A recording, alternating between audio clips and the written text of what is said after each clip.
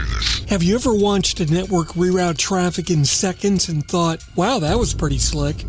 Now, ask the uncomfortable follow-up. Did we reroute security with it? Or did we just reroute the risk faster? Today we're talking about the Cisco SD-WAN and cyber exposure.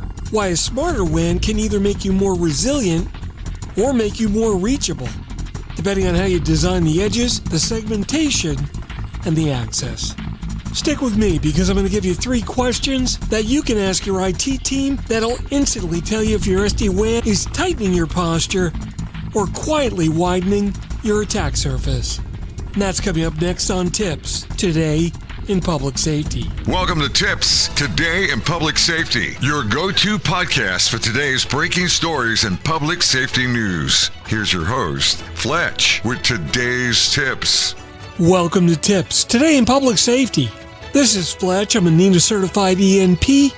Every Monday, Wednesday, and Friday, I bring you the latest, most informative, and sometimes controversial takes on emergency communications. Today, we're taking a deep dive into Cisco SD-WAN and cyber exposure, and why a resilient network doesn't automatically mean a secure one. Now, if you're an ECC or a PSAP, you already live in the world of always on. Your CAD, computer-aided dispatch, can't wobble. Your voice can't stutter.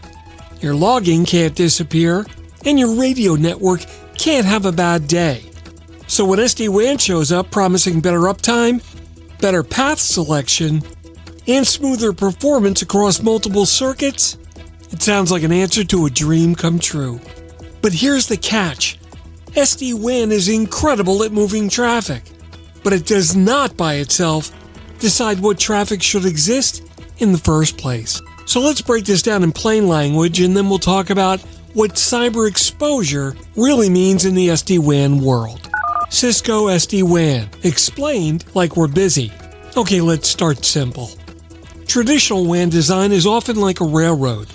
You buy a dedicated track, you decide the route, and you hope nothing blocks the line. If the track goes down, you scramble, or you fail over in a way that sometimes feels like it was designed in a different decade. SD-WAN, on the other hand, is more like air traffic control.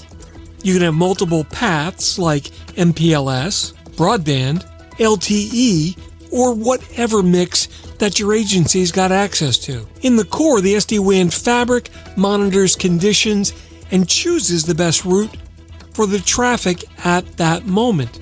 So for public safety, that's a real win. If you've got multiple sites like a primary ECC and a backup location, SD-WAN can make failover less dramatic. If you've got cloud services, SD-WAN makes your access more consistent. And if you have video, mapping, analytics, or other bandwidth-hungry tools, SD-WAN steers all of those flows intelligently. And in a world where NG911 connectivity and enterprise systems are all increasingly interdependent, this kind of control is not just nice. Often, it's necessary. But here's the one sentence that makes most sense today. SD-WAN improves availability. It does not automatically improve security. In fact, if you deploy SD-WAN like it's just networking, you can accidentally expand your reachable footprint. And that's because SD-WAN makes connectivity easier. It's one of its jobs. But connectivity is what hackers love. So before we even say the word cyber exposure, let me give you a practical way to think about this. When you connect more circuits, more sites, more vendors, and more cloud apps, you're building more paths. And SD-WAN is very good at finding paths. So the question is whether you've designed the network so that only the right paths exist, and only the right identities are allowed to use them. And that's what brings us to cyber exposure. Cyber exposure and why it sneaks up on smart networks. Now, cyber exposure is one of those phrases that sounds a little abstract until you live it. Here's a clean definition. Cyber exposure is the gap between what you believe is protected and what is actually reachable. Think about that. Usually it shows up as one of these patterns. A configuration that was meant to be temporary becomes permanent. A segmentation rule is assumed but never verified. One of your vendor tunnels is a lot broader than anyone realized. A management interface is accessible from places that it never should be, and one that public safety is exposed to a lot. An older system still exists for one dependency, and then suddenly it's reachable from more parts of the network than it ever was before. Now let's connect all of that to SD-WAN. One of SD-WAN's jobs is to push intelligence out to the edge. That's a feature. Edges get smarter and policies get more flexible. That gives operations teams more options. But that also means that your edge is now a very important security boundary. And if the edge gets misconfigured, you can expose management planes. And if segmentation is weak, you can end up flattening the entire environment. And if identity and access control are not tight, you can end up turning fast failover into fast lateral movement. Now let me paint that in a PSAP flavored picture. You've got an ECC network and you have a separate admin network. That's good. You've got call handling, CAD, logging, radio, and maybe some NG911 related interconnects. Great. Now the agency adopts SD-WAN to improve resiliency across multiple circuits and locations. That's also a good thing. But then someone says, we're going to need vendors to reach our systems for support. And then a remote access method gets added. Then someone says, hey, we need a couple of quick exceptions for a brand new tool. And the rules get loosened a little. Then someone says, hey, we need to test failover. And a route is opened. Individually, each change is reasonable. Collectively, you just created an environment where a compromised credential no longer gets access to one thing, it gets access to a pathway. And that is the exposure moment.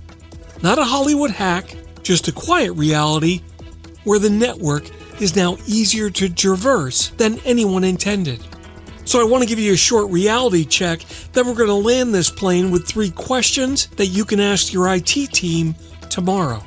Here's the reality check. Resiliency can amplify risk if security design doesn't keep pace. If your network can reroute traffic in seconds, it can also reroute a bad session in seconds. If your environment is complex and you can't answer the question, what can talk to what, you're operating on assumptions. If your vendor access isn't tightly scoped, you don't have vendor support, you've got vendor proximity.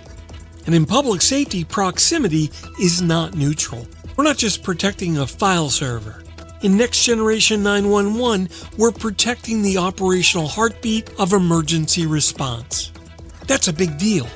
So when somebody says SD-WAN made us more resilient, the correct next sentence is, show me how we reduced exposure while we did it. The bottom line. Here's the bottom line. Cisco SD-WAN can be a fantastic move for public safety networks. It can improve uptime, it can improve performance, and simplify operations.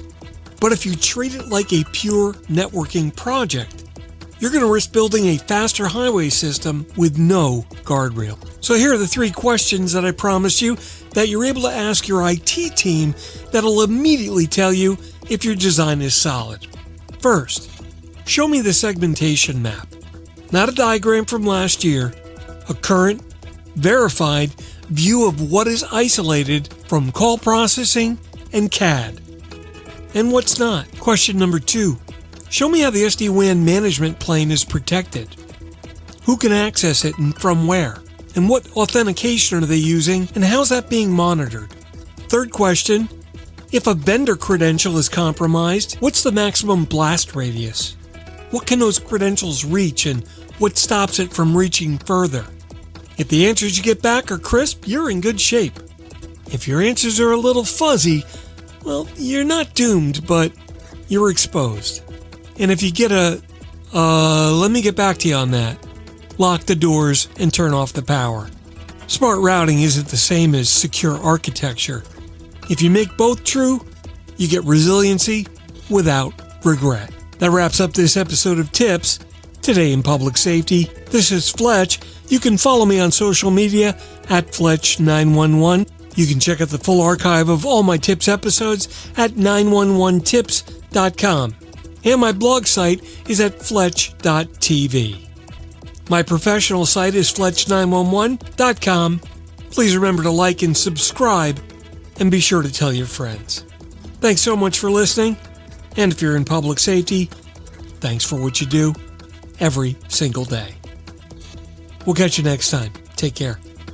You've been listening to TiPS, Today in Public Safety, your go-to podcast for today's breaking stories and public safety news. Hosted by Fletch and available every Monday, Wednesday, and Friday. Catch past episodes on 911tips.com. Be sure to like and subscribe, and remember to join us each week for the latest on NG911. I am Spider Harrison, the official 911 voiceover dude. Catch me on Sirius XM on various channels, including 90s on 9, the 10 spot, and on the Weekend Countdown on Hits 1. Or don't regret it for the rest of your life. Either way, I'm good.